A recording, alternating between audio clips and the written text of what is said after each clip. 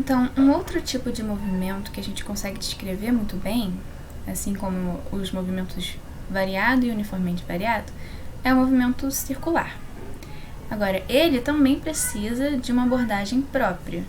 Então, por exemplo, tratando aqui do movimento dessa bolinha na roleta do Bom Dia e Companhia, assumindo agora que essa roleta está se movendo a uma velocidade constante.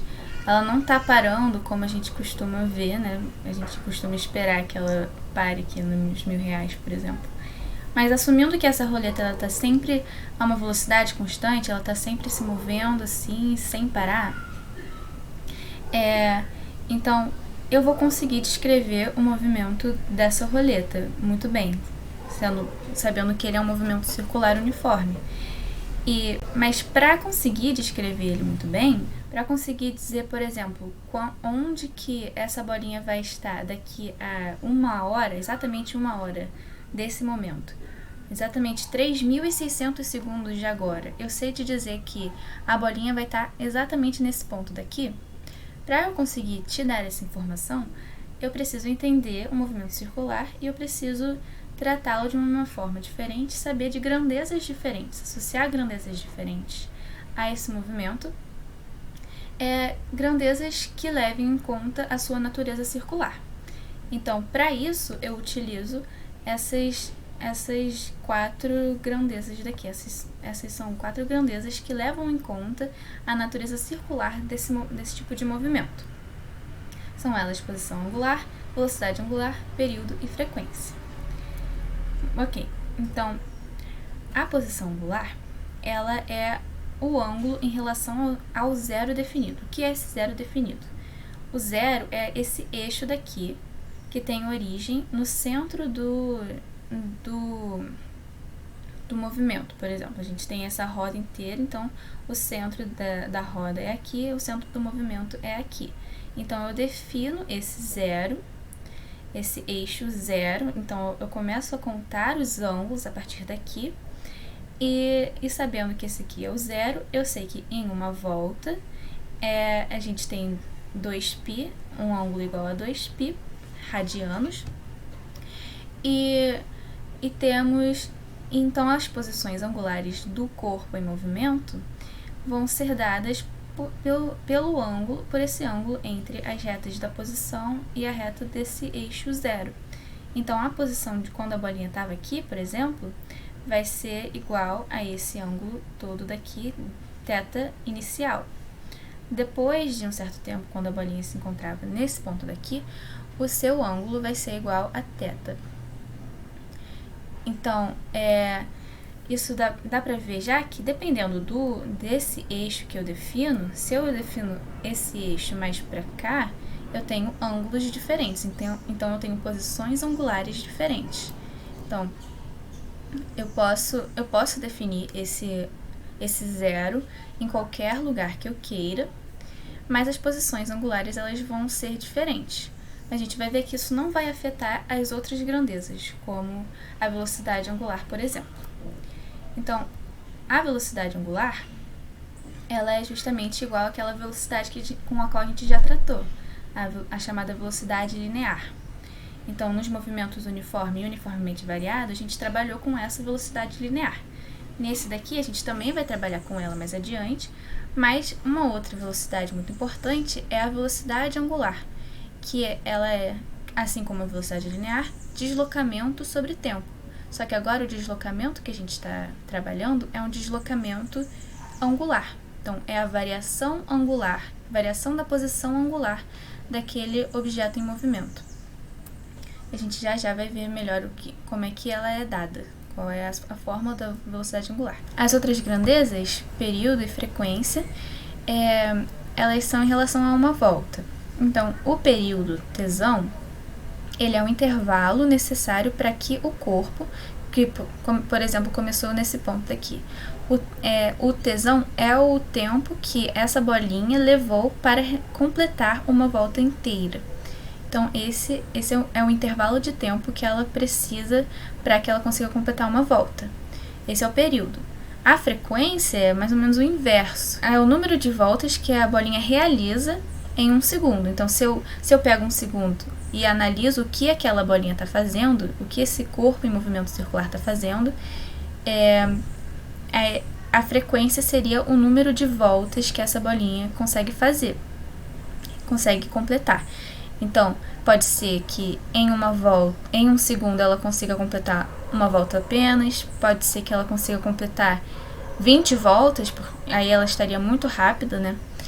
E enquanto que também pode realizar menos voltas, por exemplo, ela pode conseguir realizar apenas meia volta em 1 segundo. Então, a frequência é o número de voltas que ela consegue realizar em 1 segundo, sendo que pode ser um número não inteiro. Então, ela pode tanto realizar 1/3 de uma volta, como uma volta e mais um pouco, 5/4 de uma volta, por exemplo, em 1 segundo. Então, entrando melhor no que é a velocidade angular, como já discutido, ela é o deslocamento angular sobre o tempo. Então, o que seria esse deslocamento angular?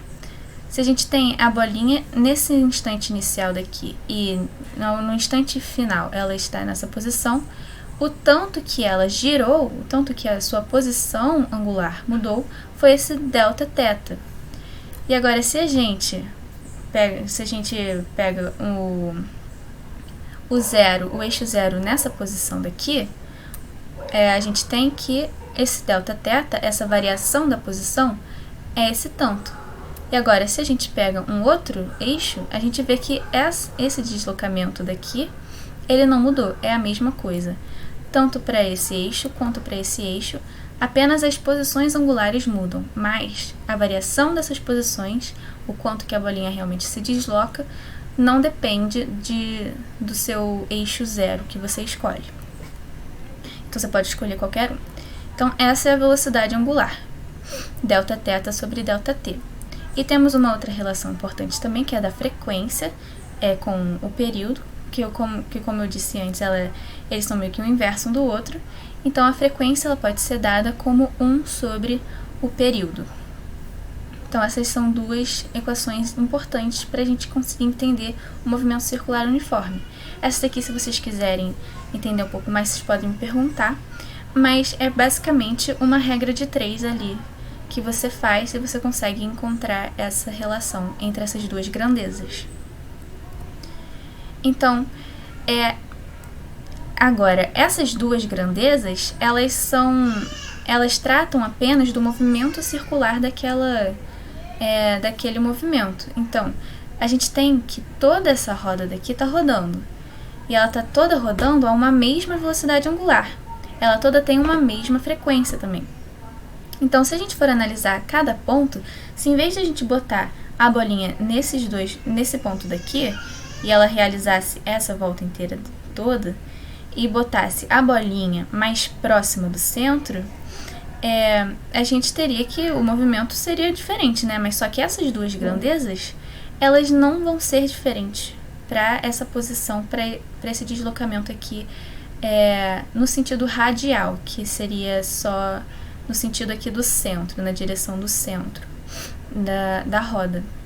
Então, se a gente muda a posição aqui em relação ao centro, nada vai acontecer, a velocidade angular vai ser sempre a mesma. E a frequência vai ser sempre a mesma. Agora, tem uma outra grandeza, que é a velocidade linear de cada uma dessas bolinhas nessas posições diferentes. Essa sim vai mudar, porque ela vai levar em conta o deslocamento realmente que essa bolinha está fazendo. Essas duas grandezas daqui, elas tratam de quanto que está rodando aquela bolinha, de quantas voltas realiza em um segundo, qual a velocidade, em que velocidade realiza essas voltas, mas não como que está realizando essas voltas. Quem vai fazer isso é a velocidade linear. A velocidade linear que vai ver como que está rodando, se está fazendo um movimento maior ou se está fazendo um movimento menor. Então, a velocidade linear com a qual a gente trabalhou nos movimentos MU e MUV, ela também faz parte, ela também pode entrar no movimento circular uniforme e nos trazer mais informações interessantes. Então, se a gente analisa, por exemplo, a bolinha nessa posição e uma bolinha nessa outra posição, a gente vê que os deslocamentos que elas realizam são diferentes, né? Aquelas bolinhas que estão mais afastadas do centro, elas vão percorrer uma distância maior. Elas vão percorrer isso tudo daqui em um período. Lembrando que um período é o tempo que você leva para realizar uma volta inteira. Então, se a gente está analisando um período do movimento dessa roda toda, a gente vai ver que os pontos mais afastados do centro vão realizar uma volta maior, enquanto que os pontos mais próximos do centro vão realizar voltas menores. Então, como velocidade é deslocamento sobre o tempo, a gente vai ver que vai ter uma diferença aí entre as bolinhas nas posições mais próximas e nas posições mais afastadas do centro. A bolinha nessa posição A, a sua velocidade vai ser dada pelo deslocamento sobre o tempo, né?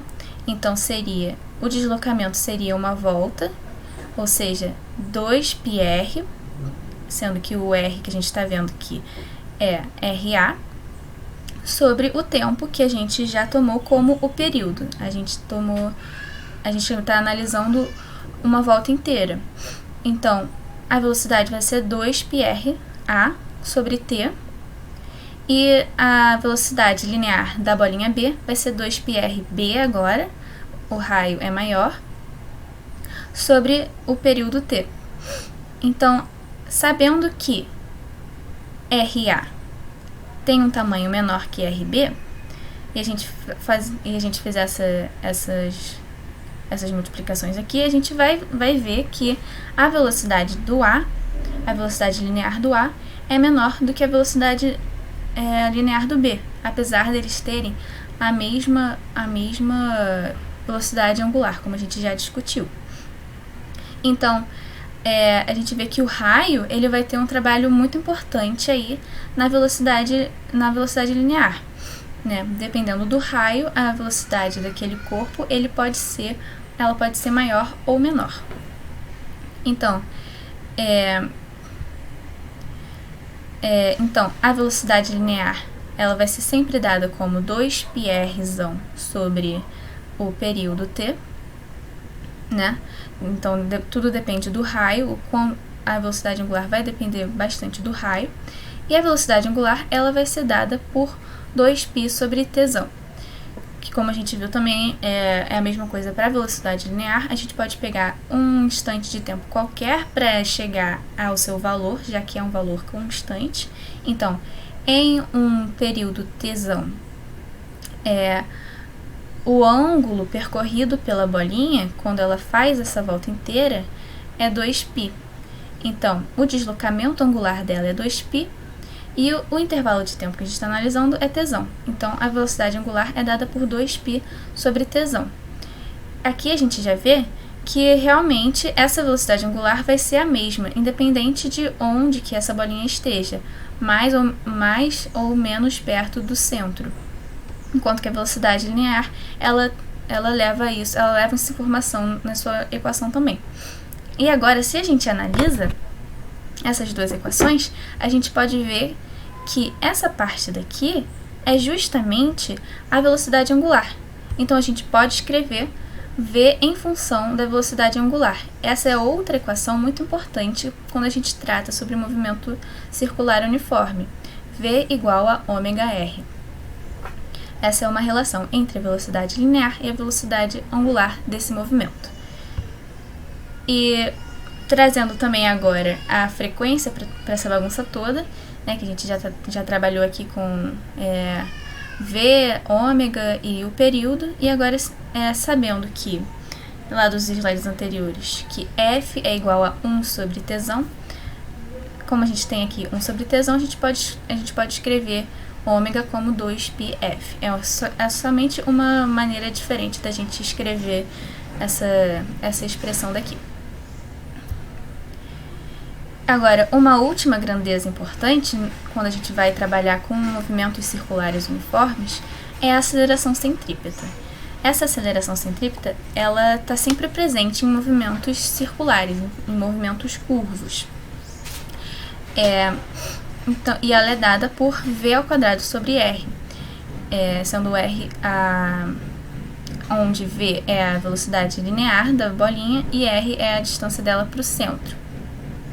Eu não vou entrar muito nos detalhes da aceleração centrípeta, só vou dizer que ela é uma grandeza muito importante para que esse corpo permaneça em um movimento circular. E a gente vai entender melhor por que ela precisa existir, por que ela está aqui nesse movimento, já que a gente está falando de movimento circular uniforme, né? Então, como é uniforme, as coisas deveriam ser constantes, então a aceleração não deveria existir. Mas a gente vai entender mais pra frente por que existe sim uma aceleração aqui presente nesse movimento. Então, essa é a equação e depois a gente vai entender um pouco melhor o que é essa aceleração centrípeta. Mas então, essas são as grandezas importantes que a gente precisa aprender e entender para que a gente consiga entender também o movimento circular uniforme e consiga trabalhar muito bem com ele, consiga descrever esse tipo de movimento.